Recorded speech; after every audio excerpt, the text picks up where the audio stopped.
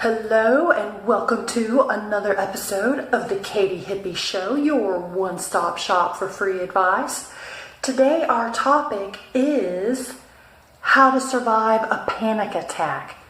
Plus, I have a personal story that I'd like to share with you.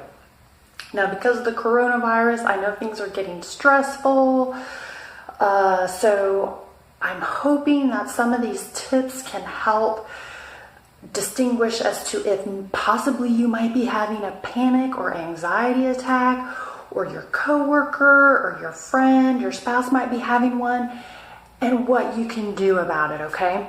So I've got 9 do's and 5 don'ts.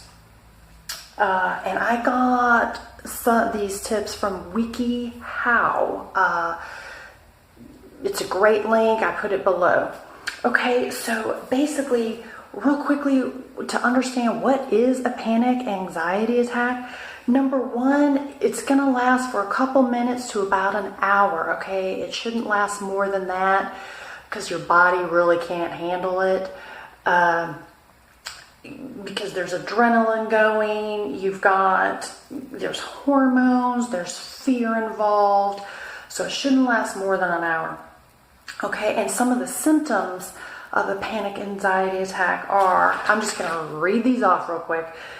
Chest pain, rapid heart rate, hyperventilation, trembling, dizziness, tingling or numbness in the fingers or toes, ringing in the ears, sweating, nausea, hot flashes, chills, dry mouth, difficulty swallowing, disconnected feelings, headaches.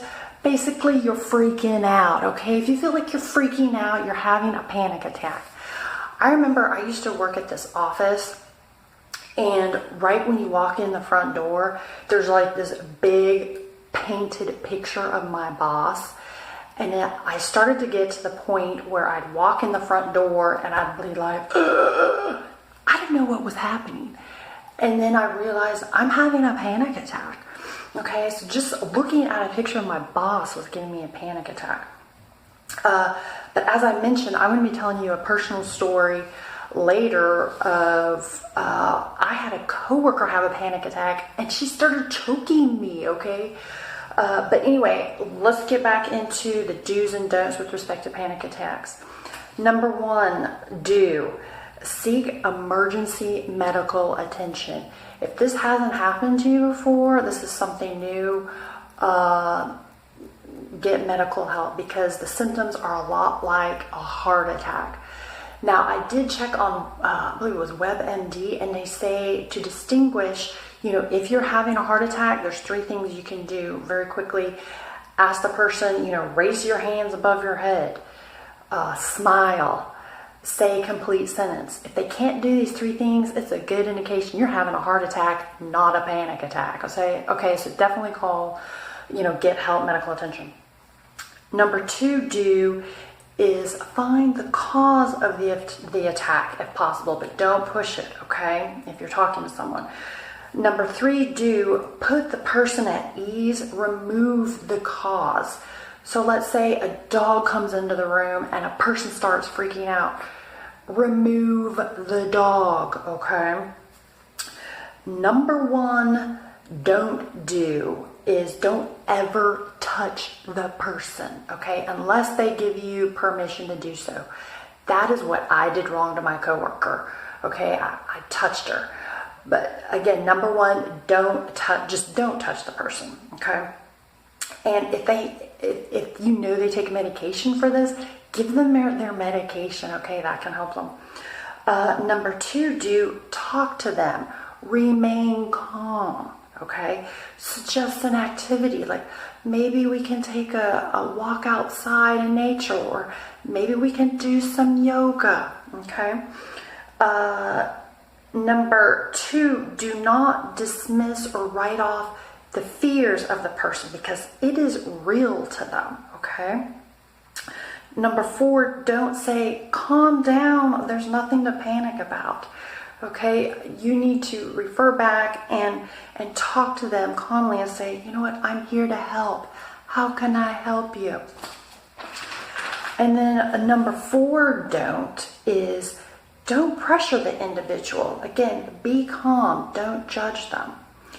Number 5, do encourage them to try and control their breathing. They need oxygen, so help them breathe. Give them a paper bag if they need to help them breathe.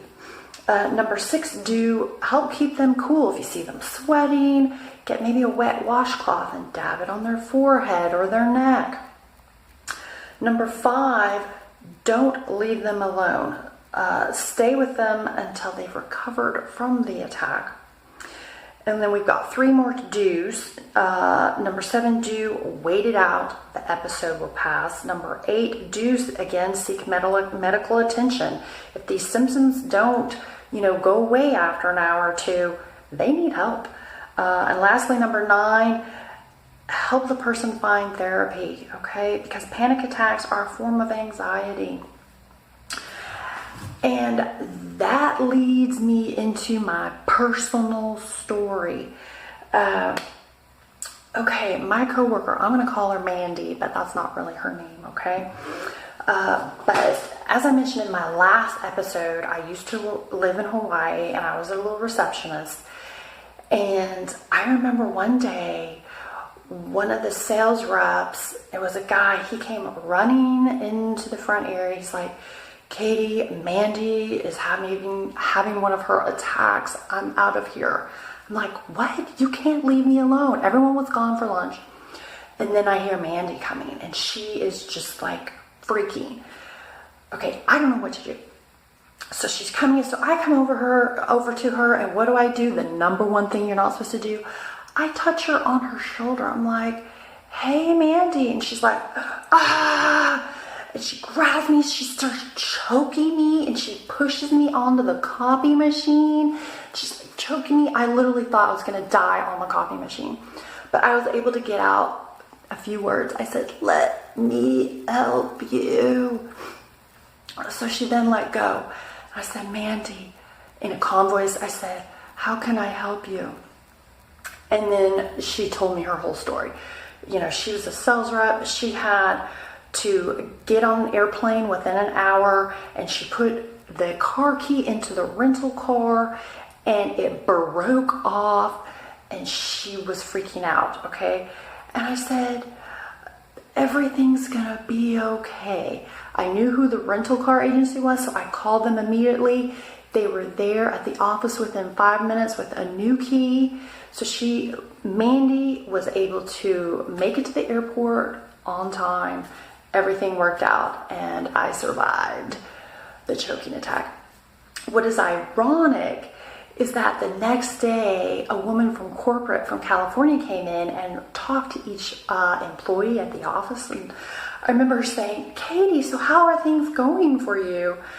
And I told her how. I said, well, yesterday Mandy tried to choke me.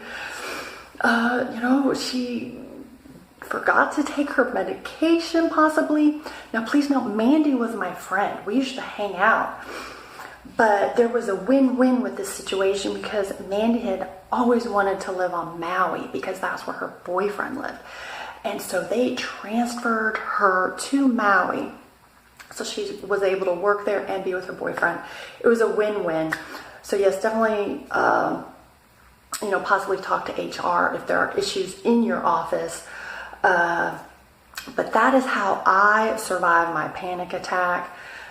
And that, my friends, leads us to, if you feel like you are having signs of a panic attack, or you're stressed out because of coronavirus, having issues at work, guess what? The U.S. Department of Health has this new hotline you can call. Okay, free counseling. They're professionals. That's what they say. Regarding stress, anxiety, depression, 1-800-985-5990. They're open 24/7, 365 days a year. Call them if you need help. Okay, and then lastly, this is a new thing. The Salvation Army now has emotional and a spiritual care hotline, which is great. It's 844-458-HOPE. 4673. Now they're available 9 a.m. to 9 p.m. Eastern Time, 7 days a week. Okay, so call if you're feeling, anxiety, depression, panic attack, anxiety attacks, call these people. Supposedly they're professionals and they can help. Okay? So that is the end of our episode. Conclusion. And before I forget, feel free to subscribe right below. Join me on Facebook. I'm on Twitter now too. Join the fun. And that is the end. And remember, one of God's greatest gifts is a smile. Bye. Have a good one.